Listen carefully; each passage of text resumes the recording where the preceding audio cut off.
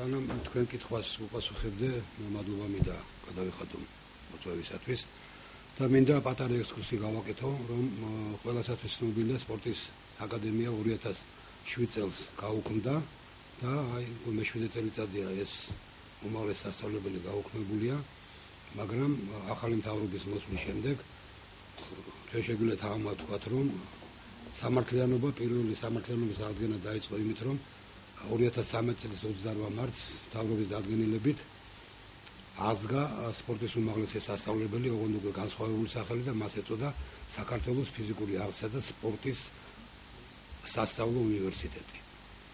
რა განსხვავება ახლა სასწავლო უნივერსიტეტსა და უნივერსიტეტს შორის მე მგონი იციან, მაგრამ მაინც ვიტყვი, რომ უნივერსიტეტი გახლავთ სამსაფეხურიანი უმაღლესი განათლება, ხოლო სასწავლო უნივერსიტეტი ორსაფეხურიანი, ანუ ბაკალავრიატი და მაგისტრატურა.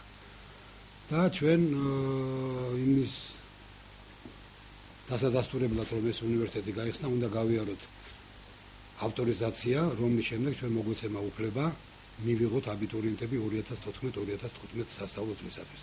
თქვენ ისიც კარგად მოგეხსენებათ, რომ 21 მარტს უკვე შეწყდა რეგისტრაცია აბიტურიენტებისა, მაგრამ ჩვენ როგორც გამონაკლისი გვეგლება საშუალება 20 მაისიდან 30 მაისის ან დაუშვათ ჩათვლით ან 5 ივნისამდე გავაკეთოთ ეგრეთ წოდებული პერერეგისტრაცია და ვისაც სურვილი ექნება ჩააბაროს სპორტის აკადემიაში, მას ამის საშუალება მიეცემა.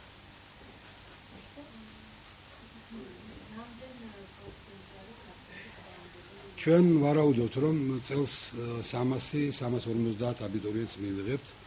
ეს იქნება პირველი ნაკადი და ალბათ მომავალი წლიდან უფრო გაიზრდება, იმიტომ რომ ეხლა ორი ფაკულტეტი გვაქვს, ეს არის მწვრთნელთა ფაკულტეტი და ფიზიკური მედიცინის და რეაბილიტაციის ფაკულტეტი და ვფიქრობთ და ვარაუდობთ, რომ მომავალ წელს მას დაემატება პედაგოგიური ფაკულტეტი, რომელიც მოამზადებს ფიზიკური აღზრდა და სპორტის მასწავლებლებს. ვინაიდან ჩვენს ქვეყანაში კატასტროფული მდგომარეობა გახლავთ მასწავლებლების მხრივ, 4200 მასწავლებელთან, რომელიც არის საქართველოს საშუალო სკოლებში, 62%-ს არ აქვს სპეციალური უმაღლესი განათლება, ანუ ნახევარზე მეც, რაც ნამდვილად კატასტროფული მდგომარეობა და აი ამ სიტუაციას გამოსწორება სჭირდება.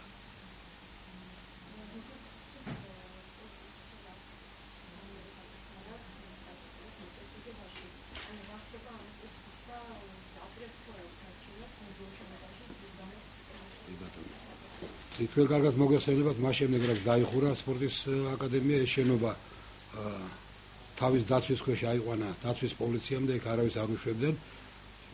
მე-7 წელიწადია ის შენობა უპატრონოდ იყო ბუდისვიხთი ამ სიტყვაზე მიგდებული, აბსოლუტურად გაპარტახებული და შარშან სპორტის სამინისტრომ ფინანსთა სამინისტროსთან შეთანხმებით გამოყო გარკვეული თანხა დაახლოებით 250,000 ლარი, რომ გარემონტებულიყო პირველი მეორე სართული. იცით, თქვენ შენობა არის 4 სართულიანი, მაგრამ რატომ პირველი და მეორე? პირველი და მეორე სართული დაახლოებით 2000 კვადრატული მეტრა, რომელიც სრულიად საკმარისია 500 აბიტურიენტის მისაღებად, მაგრამ მესამე და მეოთხე სართული არ ემონტება, იმიტომ რომ იცით, რომ 2015 წელს თბილისში არის დაგეგმილი ბავშვთა ოლიმპიადა და თბილისის ზღვის ტერიტორიაზე შენდება ოლიმპიური სოფელი და სპორტის სამინისტრო და მთავრობა გვპირდება, რომ აი 2015 წლის ოლიმპიური თამაშების დამთავრების შემდეგ იმ ბაზას მთლიანად გადასცემენ სპორტის უნივერსიტეტს და ჩვენი სასწავლო კორპუსი და ინფრასტრუქტურა მთლიანად იქნება აი ამ ბაზაზე განთავსებული. მაგას ვერ გეტყვით, ეს ალბათ მთავრობის არის, მთავრობამ კი გადმოგცდა ეს ჩვენი უზრუნველყოფით უვადოთ, მაგრამ ალბათ მთავრობა აიღებს ისევ თავის გამგებლობაში, იმიტომ რომ ეს მთავრობის არის და ჩვენ როგორც კი გადავალთ, თუ გადავედით იქ, ესე იგი ეს დარჩება მთავრობას თავის ბალანსზე.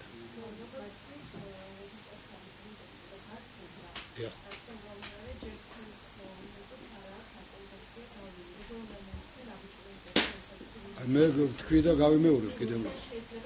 დიახ. ჩვენ ავტორიზაციის პროცესის გავლა სადღაც 15-20 მაისისათვის ვფიქრობთ, ამ დამთავრდება და აი ამ დამთავრების მეორე დღიდან სტუდენტებს უკვე შეუძლიათ რომ გადარეგისტრირდნენ, დაუშვათ ეხლა დაახლოებით 15-20 უმაღლეს სასწავლებელი აქვს შემოხაზული და თუ ფიქრობენ სპორტის აკადემიაში ჩაბარებას ამ სპორტის უნივერსიტეტში, მათ შეუძლიათ ნებისმიერი უნივერსიტეტი გადააშალონ და მას მის მაგივრად შეიყვანონ სპორტის უნივერსიტეტი, რომელსაც ავტორიზაციის შემდეგ მიენიჭება თავისი ნომერი. და ამ ნომერს შემოხაზავენ და ეს იქნება ესე იგი იმისი რომ და ჩვენთან კიდევ სპეციფიკური ის გახლავთ რომ სანამ ეროვნულ გამოცემებზე მივლენ ჩვენთან ბარდება შიდა ტური. ანუ სპორტული ნორმატივები უნდა ჩააბარონ იმ სპორტსმენებმა, რომლებიც აბარებენ გარკვეული სპორტის სახეები და შემდეგ აი აქ მინიმალური კომპეტენციის ზღვარის გადალახვის შემდეგ მიდიან ეროვნულ გამოცემებზე და ეროვნულ გამოცემზედაც მინიმალური კომპეტენცია უნდა დააგროვონ, რომ შემდეგ ესე იგი ბრუნდებიან უკან ჩვენთან და იმ სიის მიხედვით ვინც მეთქულებს დააგროვებს, მოხდება სპორტის უნივერსიტეტში. გარდა ამისა, მე მინდა აქვე გითხრათ, რომ ჩვენ რამდენიმე დღეს უკან გამოაცხადეთ კონკურსი პროფესორ მასწავლებელთა მიმართებაში ყავს ესე იგი დასაკომპლექტებელი ჩვენ მეორე კონკურსს ვაცხადეთ პირველ კონკურსის დროს დაახლოებით 15 ვაკანტური ადგილი დარჩა საერთოდ არ შემოიტანა განაცხადი არც პედაგოგიკის განხრით არც ფსიქოლოგიის განხრით არავინ და აი აქედან მინდა მოუწოდოთ თუ ვისაც სურვილი ექნება რომ იმუშაოს ჩვენს უნივერსიტეტში და შევიდეს სპორტის უნივერსიტეტის ვებგვერდზე ეს გახლავთ sport.uni.g და იქ მოიძიოს ის მასალა, რომელიც არის დაკავშირებული კონკურსთან.